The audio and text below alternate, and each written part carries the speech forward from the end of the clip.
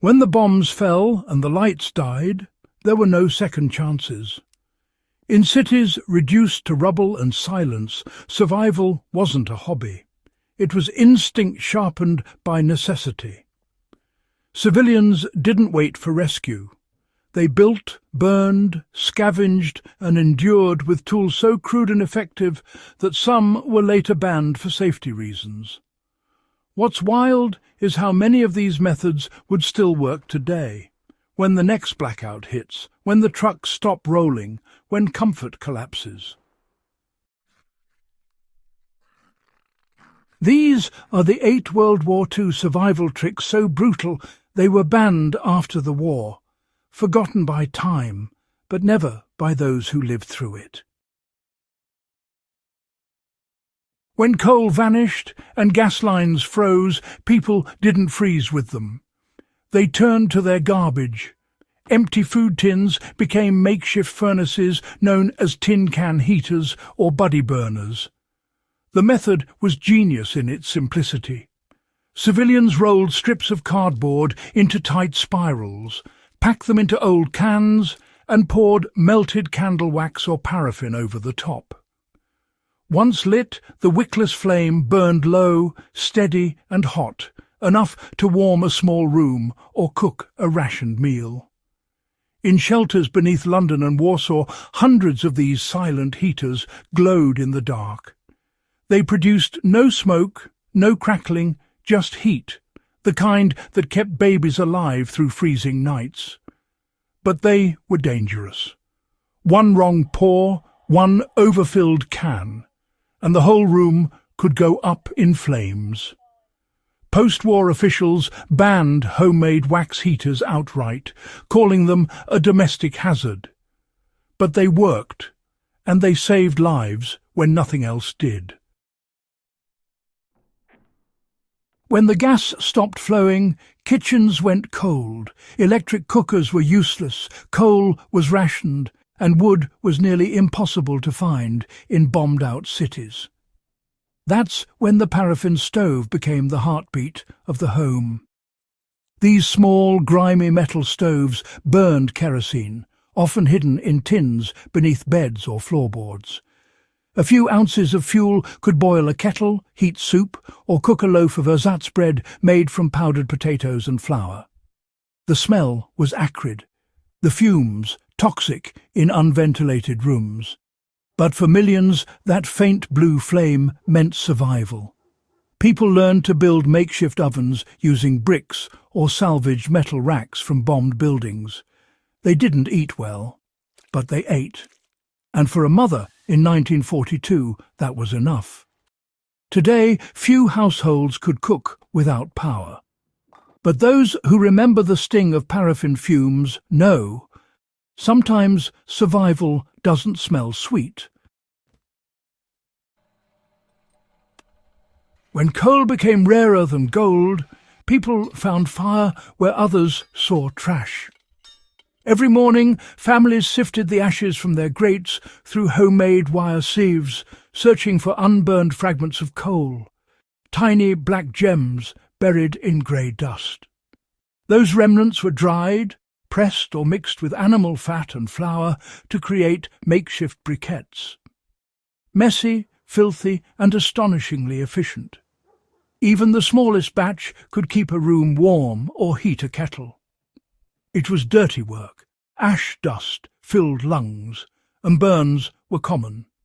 But when it was -5 outside and there was no new coal coming, people learned that warmth could be made twice, once from fire and again from what fire left behind.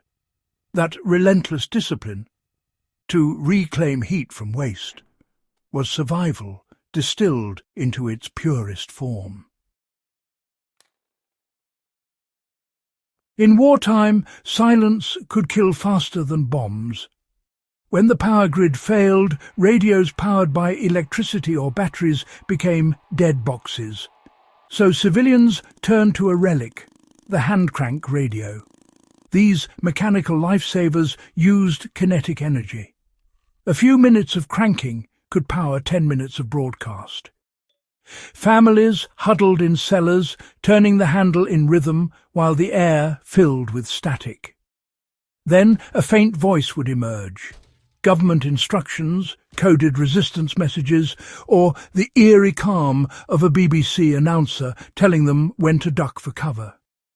These radios didn't just deliver news, they restored sanity. In chaos, a human voice meant connection, and that was enough to keep people going.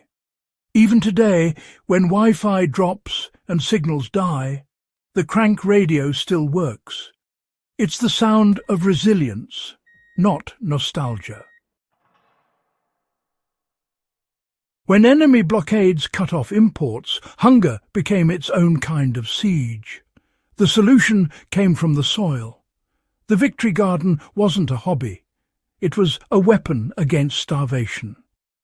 Civilians received small tin kits with seeds, tools, and printed instructions.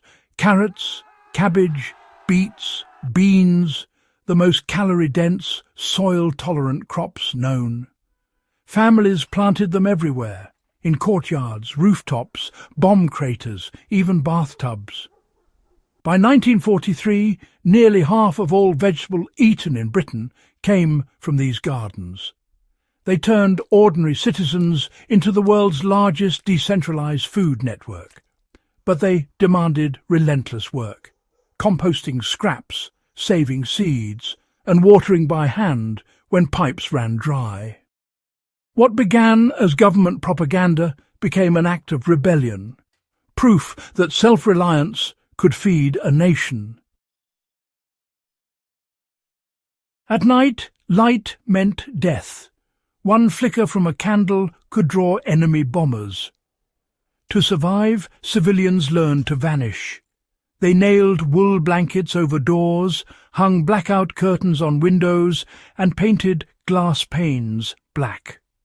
Wardens patrolled the streets, shouting at anyone careless enough to let a crack of light escape.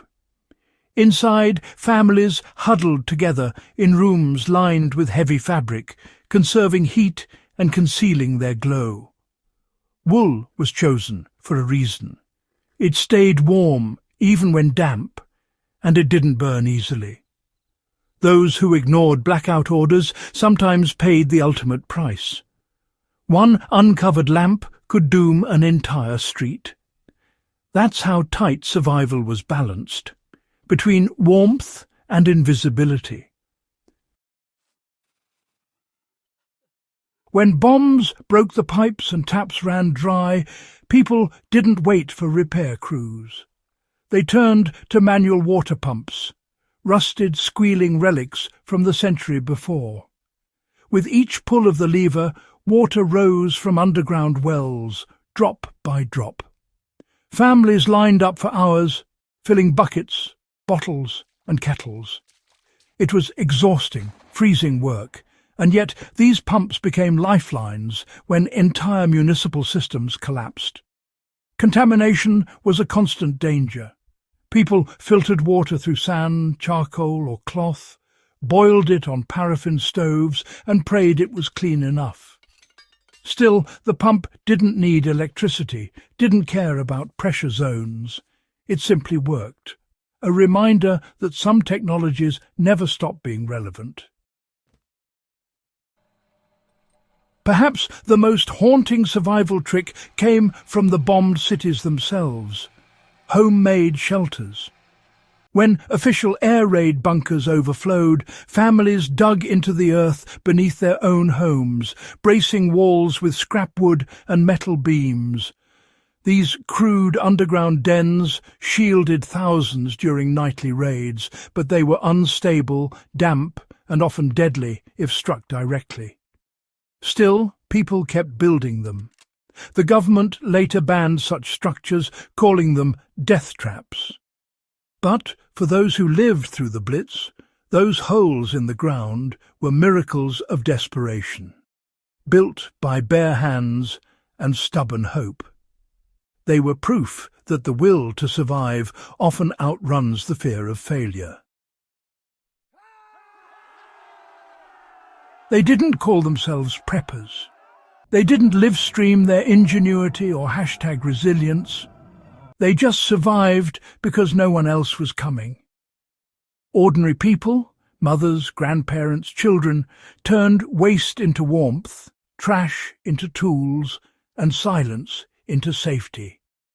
Their strength didn't come from wealth or power. It came from knowledge, the kind we've almost lost. Today we rely on grids, deliveries and comfort. But when the system fails, as history promises it always does, only those who remember the old ways will keep standing. So, before you scroll, before you swipe, before you forget, subscribe. Not for nostalgia, but for knowledge that once saved millions. Because the next blackout won't come with warning, and comfort never taught anyone how to survive.